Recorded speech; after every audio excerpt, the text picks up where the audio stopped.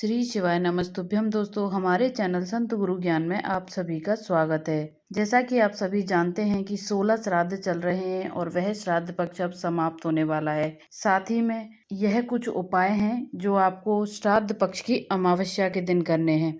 अगर कोई कहे कि आपके घर में पितृ दोष है या किसी ब्राह्मण ने आपको कहा है कि आपके घर में पितृ दोष है, तो आपको अपने पूर्वजों और पितरों को खुश करने के लिए आपको मात्र यह छोटा सा उपाय करना है। और 16 दिन ना हो सके तो अंतिम दिन अमावस्या के दिन आपको मात्र यह उपाय करना है। तो आपको इसके लिए क्या करना है, आपको एक कटोरी में पंचामृत बनाकर महादेव के मंदिर ले जाना है। पंचामृत बनाने के लिए आपको घी, दूध, दही, शक्कर, शहद आदि का उपयोग करना है और उससे आपको पंचामृत तैयार करना है। पंचामृत आपको एक स्टील की कटोरी या स्टील के ग्लास में बनाना है। साथ ही में आपको एक शुद्ध लोटा जल भी लेकर जाना है और इसी के साथ आपको एक बेलपत्र लेकर जाना है। इन सभी सामग्री को लेकर आपको महादेव के मंदिर चले जाना है और वहां जाकर आपको मात्र एक छोटा सा उपाय करना है। आपने देखा होगा दोस्तों, नॉर्मली जब हम किसी इच्छा के लिए या अपनी मनोकामना पूर्ति के लिए जब बेलपत्र अशोक सुंदरी जी के स्थान पर चढ़ाते हैं, माता अशोक सुंदरी के स्थान पर चढ़ाते हैं, तो जो हम बेलपत्र चढ़ाते हैं उसका मुख जो होता है वह हम महादेव की विपरीत दिशा में करते हैं,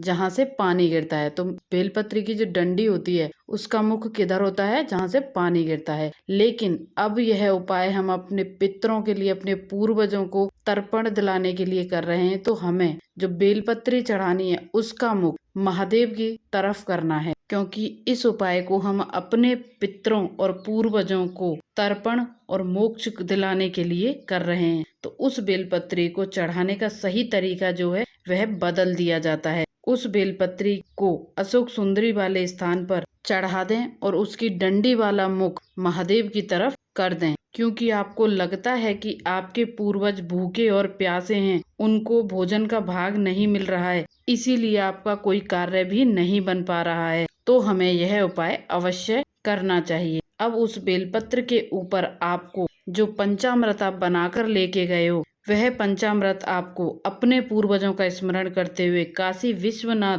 महादेव का स्मरण करते हुए, अशोक सुंदरी वाले स्थान पर जहां आपने बेलपत्र चढ़ाया है वही पंचामृत चढ़ा देना है और उसी पंचामृत को आपको महादेव के शिवलिंग पर भी चढ़ा देना है। इसके बाद में आपको एक शुद्ध जल का लोटा भी महादेव पर समर्पित कर देना है। इसके बाद में आपके पितृ व पूर्वज जल और भोजन की आस नहीं करेंगे। मेरे महादेव स्वयं उन्हें तृप्त कर देंगे, पूर्ण कर देंगे, उन्हें मोक्ष प्रदान कर देंगे। अचूक उपाय है दोस्तों, जरूर कीजिएगा, आपके पूर्वजों को मोक्ष की प्राप्ति हो जाएगी। दूसरा उपाय, एक बात और अवश्य ध्यान रखिएगा दोस्तों, आपने ब्राह्मण को भोजन कराया ना कराया, गाय को भोजन दिया हो या ना दिया हो, आपने धूप छोड़ी हो ना छोड़ी हो, आपने श्वान या कुत्ता को भोजन दिया हो ना दिया हो, आपने कौवे को भोजन दिया हो ना दिया हो, वह मालूम नहीं है। परंतु श्राद्ध पक्ष के अमावस्या के दिन पितृ पक्ष जब समाप्त होता है,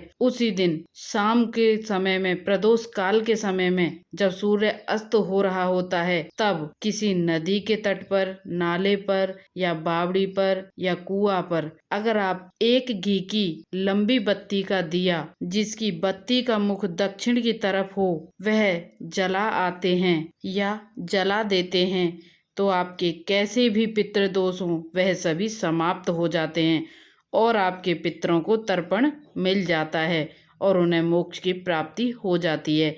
यह उपाय आप अपने घर के पास की नदी, कुआं, तालाब, बावड़ी आदि पर कर सकते हैं। अगर यह नदी, कुआं, बावड़ी आपके आसपास नहीं है तो इस उपाय को आप अमावस वाले दिन प्रदोष काल के समय पर पीपल के वृक्ष के नीचे, बेलपत्री के वृक्ष के नीचे, बट वृक्ष के नीचे भी कर सकते हैं।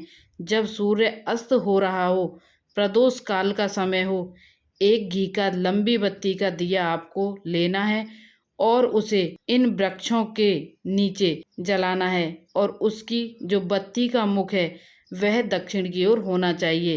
कहते हैं कि जब शाम को संध्या काल के समय, प्रदोष काल में पितरों के देवता आर्यमन अपने सभी पितरों और पूर्वजों को लेने आते हैं और उस समय अगर हम यह एक लंबी बत्ती का दिया उनको याद कर कर, उनका स्मरण कर कर जला देते हैं, तो वह जो पितरों के देवता हैं, आर्यमन देवता, आर्यमन स्वामी और हमारे पूर्वज, हमें जाते जाते यह आशीर्वाद देकर जाते हैं कि जब तक अगली साल की श्राद्ध पक्ष की अमावस्या जो आएगी, तब तक आपको घर, गाड़ी, बंगला आदि की प्राप्ति हो जाए। तो ऐसा आशीर्वाद वो हमें देकर जाते हैं। तो दोस्तों, इस श्राद्ध पक्ष में अमावस के दिन यह एक छोटा सा उपाय आपको अवश्य करना है, जिससे हमारे आर्यमन देवता आपको आशीर्वाद देंगे। मेरा सभी से निवेदन है कि पितरों के देवता और अपने पितरों का आशीर्वाद आपको मिले और आपको सभी सुखों की प्राप्ति हो, तो इसके लिए यह उपाय अवश्य करें। श्री शिवाय नमस्तुभ्यम। दोस्तों, अगर आपको हमारी ये वीडियो पसंद आई है तो वीडियो को लाइक करें, शेयर करें, चैनल को सब्सक्राइब करें। तो मिलते हैं अगली वीडियो में एक नए उपाय के साथ। श्री शिवाय नमस्तुभ्यम दोस्तों।